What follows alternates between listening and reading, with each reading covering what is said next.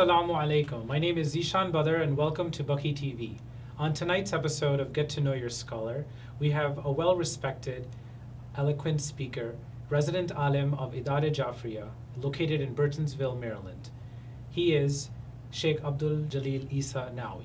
Welcome to our program. Assalamu alaikum, Sheikh. Wa alaikum assalam wa rahmatullahi wa barakatuh. Thank you so much for accepting our invitation. It's been a number of years since you've visited Chicago. How does it feel to be back? Alhamdulillah, yes, it has been a while, but alhamdulillah, it's good to come back and meet new mu'mineen that I haven't seen for so long, Right. and the ones that I've seen in protests in DC and other programs. Right. So it feels good. Alhamdulillah. So the purpose of this series is to get to know the scholar, the journey from the beginning to now and then your future aspirations. The audience, the mu'mineen, are interested. So let's start off with your background. Where were you born, your family life, your upbringing, and the environment where you started off from? Okay. Bismillah ar-Rahman ar-Rahim. Originally, I'm born and raised in Ghana, in West Africa. I'm born and raised in a Sunni family who has been practicing for so long the madhab of Imam Maliki. Because as you know, the Sunni of West Africa, the majority are followers of Imam Malik. Okay. So we grew up as followers of Imam Malik for many years, Okay. where we studied his books and then became teachers teaching that book in many schools, and then later on we found Ahlul Bayt alayhim salam, and then became the followers of Ahlul Bayt alayhim salam. MashaAllah. How prevalent is the Shia community in Ghana? Alhamdulillah, right now the number of the Shia is growing, but probably I will say somewhere maybe 5 to 6% Okay. among the population of Muslims. So you're talking about right now 5 to 6%, but back when you had found the Ahlul Bayt, the path of the Ahlul Bayt, I'm sure it was a little less than that. So tell me about how you found the path, and maybe who were your inspirations to follow that scholarly path? Yeah, let me say that Shias have been in Ghana for a long time, Okay. but unfortunately the Shias who came to Ghana were businessmen. Okay. You know, some of them from Lebanon, some of them from Syria.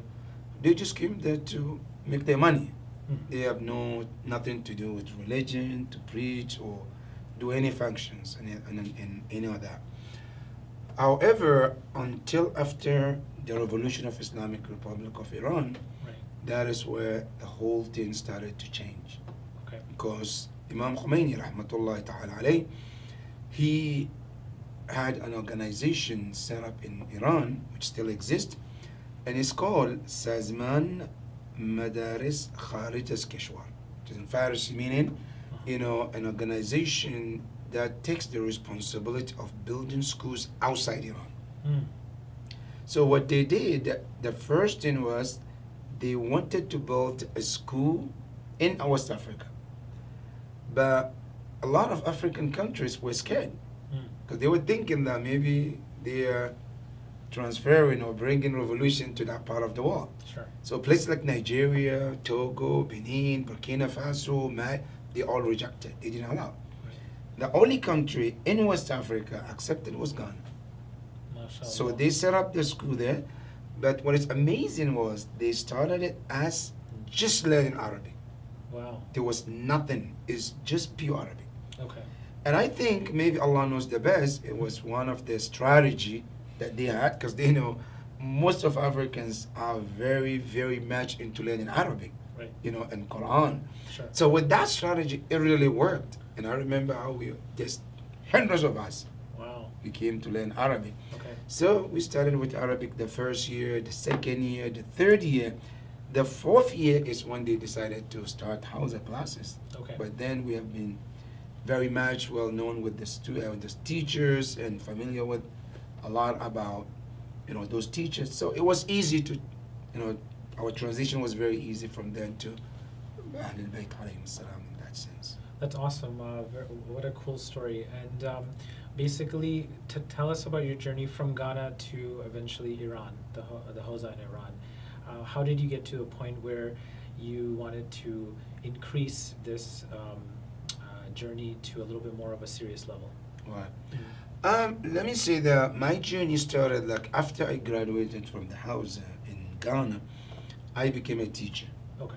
and I taught in Hausa for a few years, around 8 years. I was teaching there, and I was teaching Arabic grammar, Quran, and Tajweed, and sometimes I teach, Islamic logic, mantiq.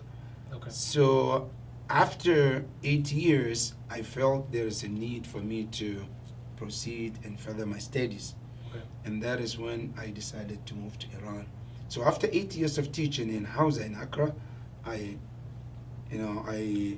started to look into moving to Iran, and alhamdulillah, it was not that difficult. It was easy. Yeah. So I was able to get the admission and then get myself ready to move to Qom for my studies. Farsi, you had to learn Farsi, or did you already know Farsi by then? No, before I went to Iran, I didn't know Farsi. I just knew a few words, Okay. which we hear here and there from the Iranis that we were dealing with. Sure. Some teachers, administration, like regarding things like Khuda, God. So we learned few words, Right. but not in the way that one can understand a conversation or start a conversation now until I went to Iran. So it's a new language. It's a little bit of a new culture, obviously. And the first time you're living away from home, that must have been quite a change. Was it an easy change? Was it a struggle in the beginning to adjust? Well, really, it was a little bit challenging to adjust in the beginning Okay. for many levels. Okay. One of the levels was the food. Being in Africa, Yeah. going in Africa, you got a cultural food that you're familiar with, and now you go to Iran and completely different. For example, Yeah. in Ghana we're used to some spicy food, Okay. where in Iran was zero spicy. Right. That was one challenge. Yeah. Another challenge was also cultural. Right. Like in Iran, for example, there is this what they call ta'aruf. Ta'aruf, which I know in Urdu is called takalluf, like somebody Right. pretending something that was not, they didn't mean to, but they pretended. Right. So in my culture, this was not something that is there. It's not even a concept. Yeah. That's right. Uh-huh. So this was some of the few things and challenge, and then the language barrier. Sure. It was quite challenge to begin with, but at some point we were able to adjust, and alhamdulillah, it was easy afterwards. Awesome. Basically, from Iran, then you moved to the United States directly? No.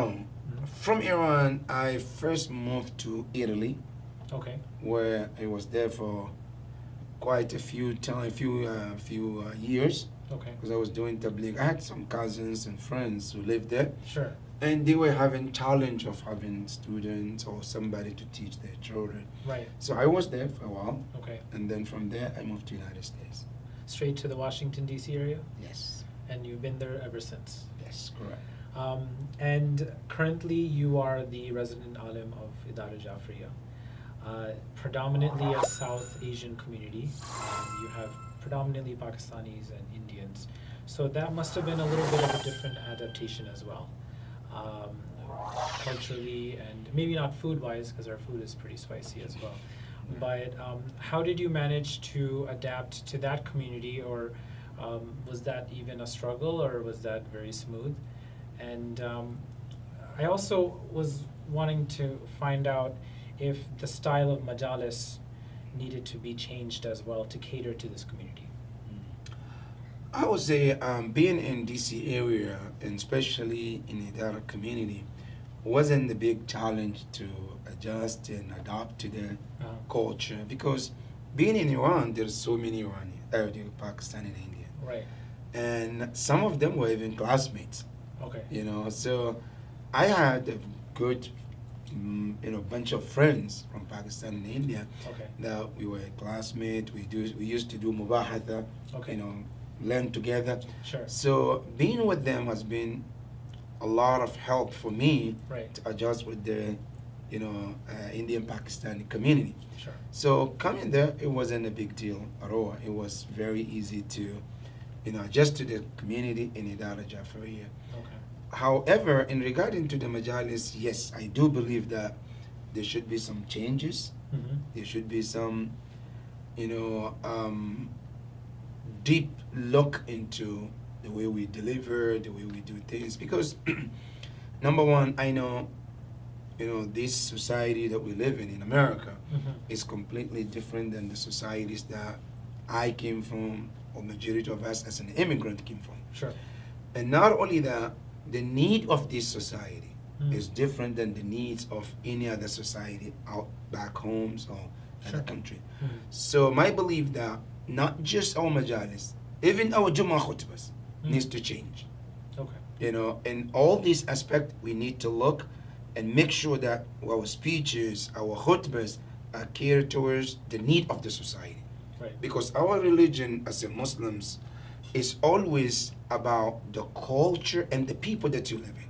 That's why even if you look at our fiqh, they said Jumu'ah khutbah should be in the language of the majority.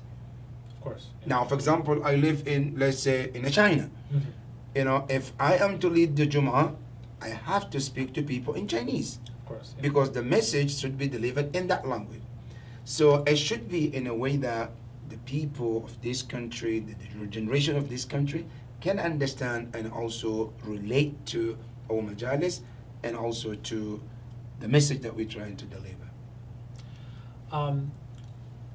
We've been suffering through a pandemic for about 1.5 years. How has the pandemic changed your speaking engagements, the way you conduct your daily routines? How have you adapted to the different situation that we are proposed right now? Yes, it has been a challenge. I can say pandemic has left no stone unturned. Yeah. From people's job, from food and restaurant and majalis, things have changed. Everything. And for example, this year I was, supposed to go to Canada for the Ashura Majalis for the first days of Muharram, but I couldn't go because of this pandemic. Right. And this has caused so much things have changed. And that's number one. And number two, I don't remember in my life ever sitting in front of the camera, speaking, Jummah, khutbah, majlis, everything like this pandemic. Right. In the beginning it wasn't comfortable to the point where it became very comfortable because you're at home, you don't have to drive, you just sit in front of the camera and there you go. So Right. it has changed so much in Sure. that aspect. Sure. Yes. I wanted to also talk to you about your endeavors. So, any current endeavors that you're working on, projects that you're working on right now, and maybe future endeavors, future projects that you aspire to work on in the future. Yeah. Right now in our community, there are so much things that we have plans. We have two kinds of plans. One is the short goals and then the long-term goals. One of the goals that I would like to see in the future, especially in our community, is to have a good set up Islamic school with the teachings of Ahlul Bayt alayhim salam. The reason why I'm saying this is because the name of our center is about Imam Ja'far al-Sadiq. And we know that Imam Ja'far al-Sadiq was one of the teachers. Of course, yeah. So in order to be a real followers of this great Imam, I think we should follow his steps by making sure that we have an institution where people come to learn the knowledge of Ahlul Bayt. Not just the majalis and Salat al-Jumu'ah. No, there should be an institution that gives knowledge under the name of Imam Ja'far al-Sadiq. So personally, this is something that I'm really praying and pushing and thinking and working with our community, that inshallah in the future we will have something like that. No, inshallah, we see something come up very soon. So inshallah.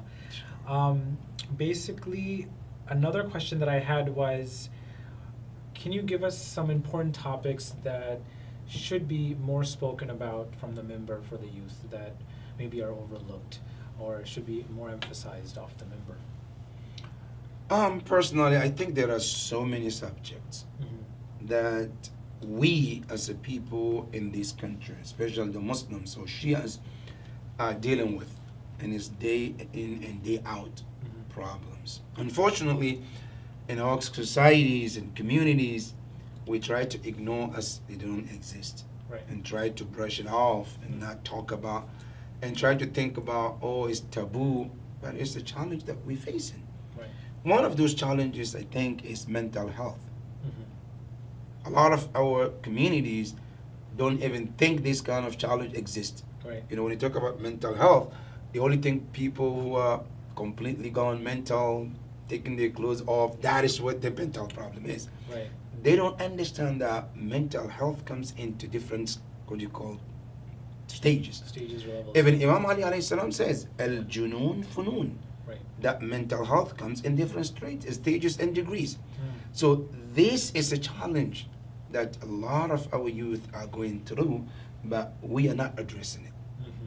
So that is something that I really would like to see our youth and our community, and also our khutbah and our speech should be directed towards these issues. That's number one. Mm-hmm. Number two, other things that I would really like to see our community addresses this is about one of the biggest challenges today, homosexuality. Mm. Whether we like it or not, we live in a society that is promoting this. Mm-hmm. And believe it or not, it's coming to our doors. It's coming to our communities. Now, we can act like it doesn't exist, we can act like it's not a big deal, but it is a big deal. And it's something that we need to address. We need to make sure that we equip ourselves to see, to know and learn how to deal with these things in the proper manner according to the teaching of Islam.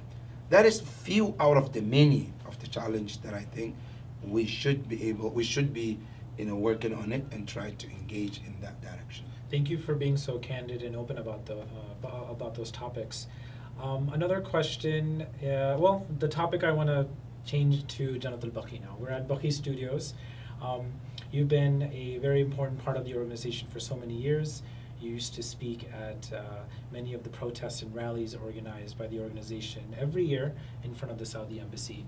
A few sentiments on the rebuilding of Jannat al-Baqee, the importance of preservation of heritage, and then going on to what you are doing in your local community as well for Jannat al-Baqee, and any outreach that you may be doing from outside of the United States, maybe into Africa as well. Right. Number one, I believe Jannat al-Baqee is a duty and responsibility of every Muslim to begin with. Mm-hmm. Because any kind of injustice that is happening to anybody, Mm-hmm. any human being, we are all responsible to stop it. Right. Because remember, when any injustice is happening to someone and we don't speak about it or stand against it, when the consequences of it come, it's not going to spare us just because we didn't do it. Right. It's going to include us, not because we did it, it's because we were silent about it. In that regards, I believe every Muslim has a responsibility to do something in their capacity, in their ability to support this organization of Baqee. That is number one. Number two, we as a community, my community as Idara Jafariya, alhamdulillah, with the help of our community, we have been very supportive. And as you know, we always host, mu'mineen when they come to DC area for a protest. Yeah. We open the door of Idara for them to sleep and do majlis there too. So we have been supportive. The grand and breakfast. Yeah. That's right. So with any capacity that we can, our community is always open. Alhamdulillah. But this is not enough. I believe other communities that we have in DC area need to step up to the plate and do the same thing or even more to help this great organization. That's number two. Number three, really, it is my plan that in this short, probably next week I'll be traveling to Africa.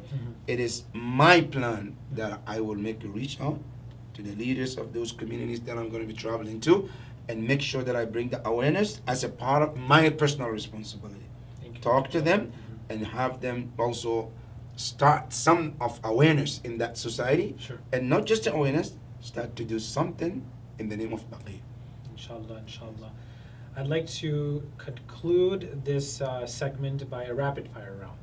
The rapid fire round is rapid, and I'll say one word, and you'll say one word back, the first word that comes to mind. Okay? No thinking. Okay. Let's begin with Najaf. Najaf. Najaf. The first word that comes to mind when I say Najaf. Imam Ali. Sham. Zainab Salamullahi alayha. Karbala. Imam Hussein alayhi salam. Mashhad. Imam Ali al-Rida alayhi salam. Mimbar. Ahl al-Bayt alayhim salam. Hawza. The scholars and Maraja. Ramadan. Fasting. Ashura. Imam Hussein alayhi salam. Jannat al-Baqee. Imam Ali ibn Musa. Imam Zain al-Abidin. Imam al-Hassan. Imam Muhammad al-Baqir alayhim salam. Zoom Majlis. Pandemic. Thank you so much, Sheikh, for joining us at Baqee Studios. I really appreciate it. And we wish you many luck and best wishes, especially for your aspirations for establishing a full-time school at Idara Jafriya. Thank you so much. Thank you, my pleasure. Thank you for having me. Assalamu alaikum. Alaykum assalam wa rahmatullah. Thank you for tuning in for our series for Get to Know Your Scholar. This was Sheikh Abdul Jalil Nawee from Burtonsville, Maryland. Thank you for always supporting the Baqee organization and Baqee TV. Until next time, signing off. Assalamu alaikum wa rahmatullahi wa barakatuh.